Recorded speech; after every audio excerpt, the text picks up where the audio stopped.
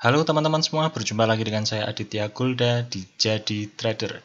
Hari ini kita akan membahas hasil trading yang sudah saya lakukan ya di 1 minggu terakhir ya. Tepatnya antara tanggal 30 Mei sampai 3 Juni 2022. Nah, sebelum kita lanjut ke chartnya ya kan, karena biasanya kita presentasi pakai PowerPoint, sekarang kita langsung ke chart. Teman-teman jangan lupa untuk subscribe dulu, kemudian klik tombol like, nyalakan tombol loncengnya, dan share video ini ke teman-teman yang lain supaya banyak orang yang dapat manfaat dari video ini. Oke, sebelum kita bahas satu persatu setup yang sudah saya tradingkan di minggu yang lalu, saya mau jelaskan dulu bahwa ada dua metode yang saya gunakan di dalam trading review ini, yaitu yang pertama adalah counter trend ya kan, dimana saya pakai Fibonacci confirmation entry yang sudah saya jelaskan di video saya yang sebelumnya, dan saya juga pakai teknik follow the trend ya, follow the trend, dan saya gabungkan dengan supply and demand ya. Nah, sekarang kita akan bahas dulu yang pertama, yaitu teknik trading menggunakan supply and demand ya. Hasilnya seperti apa nanti teman-teman lihat sendiri. Oke. Ya, teman-teman lihat di chart ya, ada Euro USD, saya pakai time frame ini H2 ya. H2 walaupun enggak, ini H2 ini. Bener. Ya, biasanya saya sukanya tuh pakai H2. Nah, ini teman-teman lihat ya. Ini low, high, kemudian membentuk lower low. Nah, it means ini dia sedang permulaan downtrend. Nah, kemudian kita lihat hasilnya. Oh ya, kalau follow the trend itu biasanya saya cuma berani risk rewardnya tuh sampai 1:2 saja. Ya, gitu. Kalau misal counter trend itu bisa sampai 1:3 gitu. Nah, ini kita cek ya. Harga menyentuh, nah di sini di sell area kita ya, ini ada area supply and demand ya, lebih tepatnya drop bis drop, kemudian ya lanjut dan langsung turun menyentuh TP2 ya. Sekarang kita akan lanjut ke chart berikutnya, yaitu GBP NZD ya. Ini masih sama menggunakan teknik follow the trend ya. Ini ada low, high, lower low ya. Kemudian di sini ada area supply and demand, yaitu drop base drop ya. Kita entry di area ini, kemudian hasilnya kita lihat ya. Nah, ini dia sekalinya masuk cuma nunggu 2 candle ya, langsung dia turun dan menuju TP2 ya. Ya, sekarang kita akan membahas tentang NZD USD ya. Ini masih sama di time frame H2. Ini ada low, high, lower high, kemudian membentuk higher high ya. Kemudian di sini ada area rally, base rally kecil di sini ya. Saya entry di situ, apa yang terjadi ya. Oke, nah ini harga hampir menyentuh tapi dia malah mental duluan ya. Itu kita lihat. Nah, ini dia sudah breakout. Ini kalau kayak gini hati-hati, karena kemungkinan kalau misal ini masih breakout lagi ke atas, ini saya cancel ya. Tapi ternyata ini false breakout di sini. Jadi ini udah breakout, kemudian dia turun ke bawah, membreakout low sebelumnya. Berarti ini namanya false break. Nah, kemudian dia turun, ya kan, dan mulai naik. Langsung dia menyentuh TP1 ya, take profit 1, dan ya dia menyentuh TP2 ya. Oke, NZD USD kita profit di TP2. Ya, selanjutnya kita akan bahas trading NZD CHF ya. Nah, di trading plan ini gitu, sebenarnya ini saya agak agresif ya gitu. Jadi saya agak melanggar rule, mungkin karena saya terburu-buru waktu charting. Kenapa? Karena biasanya areanya kalau di sekitar sini tuh saya nggak mau. Nah, jadi kenapa saya nggak mau? Ya kan, teman-teman bisa lihat.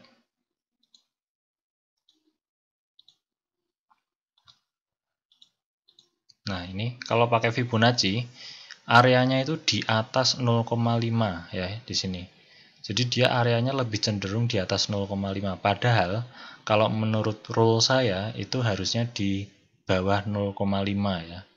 Itu baru saya mau entry. Tapi ini saya terburu-buru dengan harapan harga tuh naik kenceng gitu kan. Kemudian karena ini naik kenceng, Fibonacci-nya otomatis naik lagi dan area ini di bawah 0,5. Jadi ini saya agresif dan ini merupakan sebenarnya kesalahan gitu ya. Ya, jadi seperti saya pun juga bisa melakukan kesalahan. Dan apa yang terjadi? Ya kan? Kita lihat. Ini belum ada. Ya, kita entry di 62582. Kemudian SL-nya, distalnya 62509. Dikurangi 5 pip untuk apa? SL-nya ya, untuk buffer zone. Jadinya 45. Kita kasih template. Nah, ini ya. Gitu. Sebenarnya saya nggak terlalu suka entry ini, gitu kan. Tapi saya juga lupa kenapa saya bisa entry di sini. Nah, akhirnya apa? Harga langsung turun menyentuh SL kita ya di sini. Jadi NZDCHF H2 saya loss gitu ya. Dan saya fair ya, walaupun saya melakukan kesalahan ya tetap tak lihatin ke teman-teman gitu, nggak masalah. Ya oke, sekarang saya lanjut ke pair berikutnya yaitu Australian Dollar versus Canadian Dollar. Time frame-nya sama yaitu H2 ya, dimana ini trennya membentuk higher high ya di sini. Jadi ini low high, lower high, kemudian ini higher high. Nah, ini areanya di sini ada rally base rally. Ya, kalau kita ngomong seperti kasus sebelumnya ya, di pair sebelumnya, kita lihat di sini Fibonacci-nya. Teman-teman bisa lihat, ini kemungkinan di nah, ini areanya cenderung di bawah 0,5 ya. Walaupun dia naik sedikit 0,5 gini ya nggak apa-apa lah gitu. Tapi kita masih bisa apa ya? Istilahnya kompromi gitu. Tapi areanya ini setidaknya dia cenderung di bawah 0,5 gitu ya. Pokoknya cari area tuh yang bagus tuh antara 0,5 sama 0,618 ya. Itu golden ratio itu. Oke, kita lihat apakah plan ini bekerja dengan baik. Oke, ya harga. Nah ini harga turun ya, sentuh harga 91043 ya. Oke, kita cek dulu bener nggak? Oh ya bener, udah sentuh ini. Kemudian, nah ini dia sempat naik teman-teman. Kalau teman-teman lihat di 15 menit, ya ini. Jadi harga turun, kemudian sempat naik di sini, ya kan? Kena TP1, ya kan? Nyentuh sedikit aja langsung dia turun lagi, dan kita kena stop loss ya. Ya nggak masalah. Ya memang trading kadang sering kena stop loss dan tidak apa-apa. Ya. Makanya teman-teman harus gunakan money management yang baik. Ya, kalau tadi kita membahas tentang setup follow the trend ya. Nah, sekarang kita gantian membahas setup yang counter the trend ya. Kita akan melawan trend tapi menggunakan konfirmasi entry ya. Nah, kita lihat di sini ya. Saya tarik Fibonacci-nya dari sini kiri ke kanan ya di swing terakhir dan harga sudah membreakout 0,618 ya. Ini setupnya di GBP NZD ya, saya sampai lupa. Jadi ini membreakout 0,618 dan otomatis ketika dia sudah breakout 0,618 area 0,236 ini jadi area entry kita ya. Distalnya di Fibonacci 0 dan dikasih buffer zone ya. Kemudian kita lihat apakah setup ini bekerja ya, harga masih naik lagi dan sempat turun ya. Ini harga sudah masuk ya. Oke, di GBP NZD kita lihat apakah kita akan profit ya. Oke, nah ini masih TP1 ya. Oke, dia udah bekerja. Nah, dia langsung turun ya. Dia cuma kena TP1 doang, kemudian dia turun. Ya, jadi GBP NZD kita cuma profit di TP1 ya. Gitu.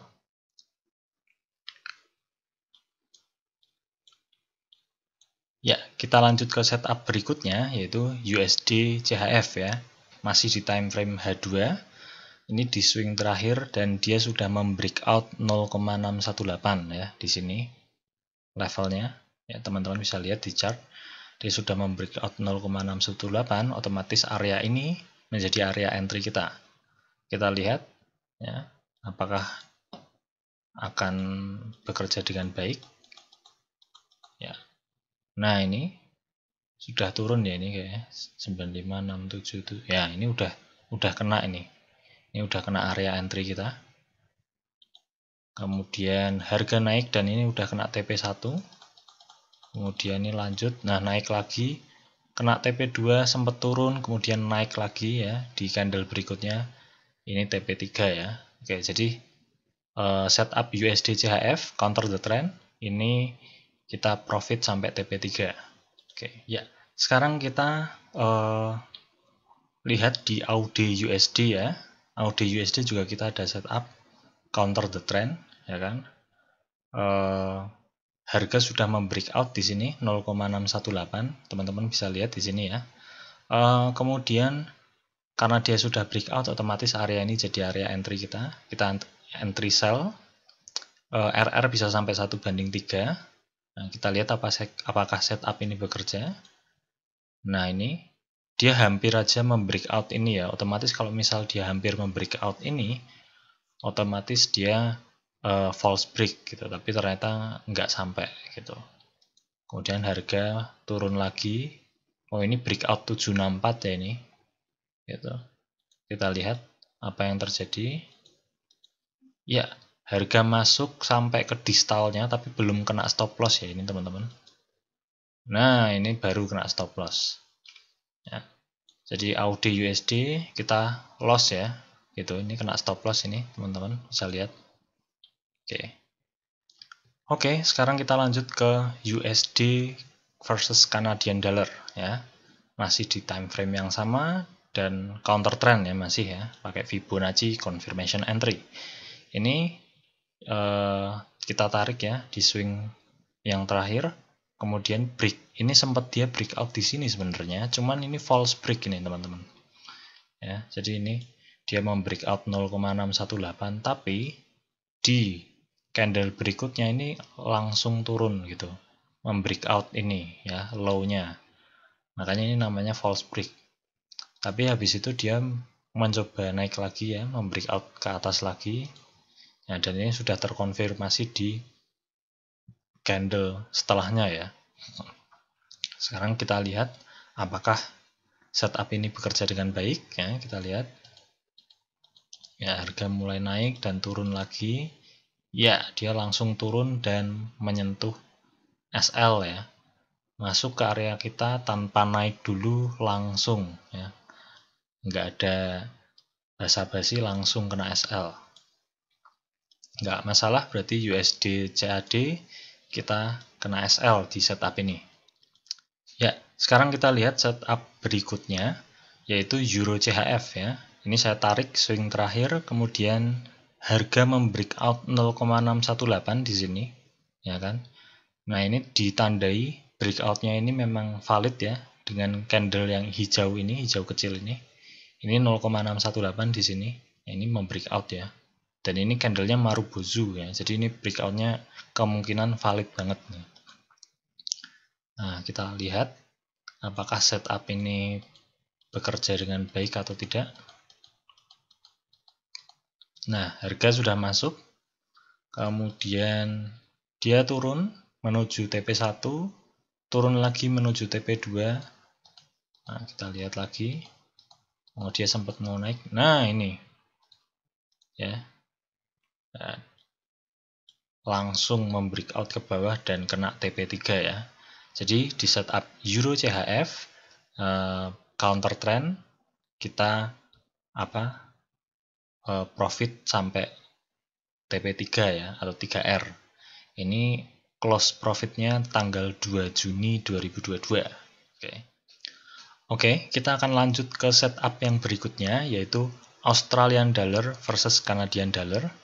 Ya, ini saya lihat swing terakhirnya di sini. Saya tarik Fibonacci dan harga sudah membreakout 0,618 di sini ya. Ini 0,618 di breakout dan dikonfirmasi breakoutnya ini dari candle setelahnya ya. Ini sebenarnya agak-agak fake out ya, tapi dia bukan false break. Nah, jadi dia nggak membreakout ini. Kemudian kita lihat ya, apakah area ini bekerja dengan baik. Nah, ini ya dia sempat naik kemudian turun lagi, nggak masalah. Oke, kita lihat. Nah, akhirnya harga masuk ke area kita, ya kan? Dan oh, ini hampir kena SL ya, teman-teman. Hampir kena SL. Oh, lagi, ya kan? Nah, ini sebenarnya apa ya? Pembelajarannya kalau teman-teman nggak kuat gitu. Ini mungkin teman-teman udah close di sini, gitu ya. Tapi apa yang terjadi, gitu kan? Nah, harga naik turun, dan ternyata, nah, ini turun teman-teman ternyata. Padahal ini sudah hampir kena stop loss ya, gitu. Nah, makanya stop loss teman-teman itu harus ditambahin sama spread. Ini kalau teman-teman nggak tambahin spread, ini mungkin kena stop lossnya gitu ya. Jadi harus ditambahin spread. Itu sebabnya kalau kita trading itu harus ditambahin spread. Kalau buy limit maka entry point-nya yang ditambahin sama spread. Kalau sell limit maka SL-nya yang ditambahin gitu ya. Ini gunanya. Dan semakin tipis spread-nya itu semakin bagus. Oke, kita lanjut. Ini masih TP2 ya teman-teman. Ini TP2. Kita lihat lagi. Apakah dia kena TP3? Saya harap sih kena TP3 ya. Oke. Ya, dia masih naik turun terus, nggak jelas. Ya kan? Oh, ternyata SL teman-teman. Jadi ini harga hanya sampai di TP2 ya untuk setup Australian dollar versus Canadian dollar. Ya. Ini hanya sampai di TP2 dan kita cut loss di 2 Juni 2022. Nah, ini ada lagi di NZD USD ya. Ini saya ambil swing terakhirnya, tarik Fibonacci dan harga sudah membreakout 0,618 ya di sini. Kita lihat dikonfirmasi sama candle setelahnya ya, dia tidak mampu membreakout high-nya. Ya kan? Kemudian harga itu mencoba naik ya. Karena dia sudah breakout di sini, otomatis ini area sell kita ya. Nah, ini dia masuk sebentar, kemudian langsung turun dan kena TP1 ya, hanya dalam satu candle aja. Kemudian ini langsung TP2. Oke, kita lihat, semoga aja TP3 ya. Oh, ternyata SL teman-teman ya. Jadi ini cuma mampu sampai TP2 ya, teman-teman. Jadi NZD USD hanya mampu sampai TP2 dan dia kena SL. Nggak masalah ya. Ya, sekarang kita akan membahas berapa sih hasil dari trade review kita hari ini ya. Dari hasil trading 1 minggu kemarin ya. Nah, untuk follow the trend, ya kan, untuk setup follow trend ada 5 setup ya, teman-teman bisa lihat di sini. Ada Euro USD, GBP NZD, NZD USD, NZD CHF, sama AUD CAD. Nah, ini kalau di total ya, TP1-nya itu menghasilkan 3R ya. Kalau TP2 teman-teman dapat 4R. Kalau di total ini berarti ada 7R ya.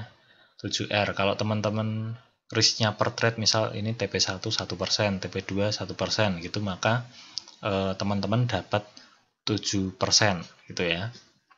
Kemudian kita lihat di yang counter trend ya.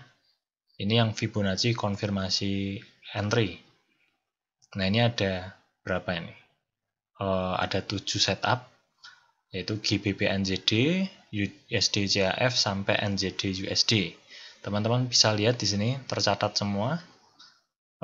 Untuk TP1 kita profit 3R ya, gitu, sempat loss 2, profit 5 gitu. Kemudian TP2 kita paling besar ini, profitnya dapat 5R.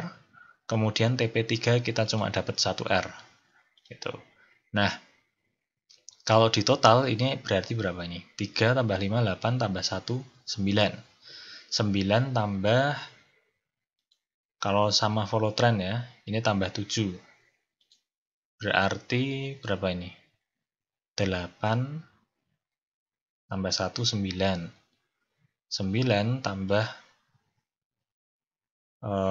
bener ya, tambah 7. Berarti 16R teman-teman. Total 1 minggu kemarin saya profit 16R. Kalau teman-teman risk per trade-nya itu 1%, itu berarti hanya dalam 1 minggu teman-teman sudah dapat 16% gitu ya. Kalau teman-teman konservatif mungkin risk per trade-nya itu 0,5% ya per trade, mungkin teman-teman berarti profitnya 8% ya dalam waktu 1 minggu ya. Oke, sekian dulu ya teman-teman dari saya.